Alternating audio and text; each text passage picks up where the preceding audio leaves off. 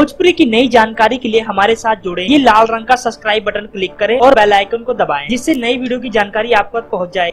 जान लीजिए, सब्सक्राइब करना बिल्कुल फ्री है।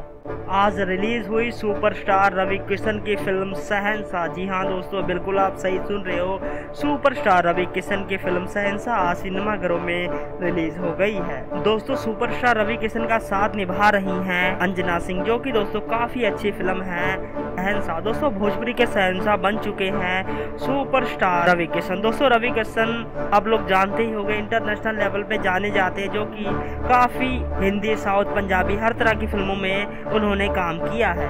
दोस्तों, इस फिल्म में जबरदस्त एक्शन में नजर आएंगे सुपरस्टार रवि किशन, और दोस्तों अंजना सिंह अब हुस्न का जलवा दिखाएंगी फिल्म शहंशाह में। दोस्तों, बताया यहाँ तक जा रहा है कि अंजना सिंह अपने हसीन हाथों से सिनेमा घर में दारू पिलाएंगी अपने फैंस को। जहाँ की बिहार में दारू बंद है, अपने फैंस को दारू पिलाएंगी अंजना सिंह।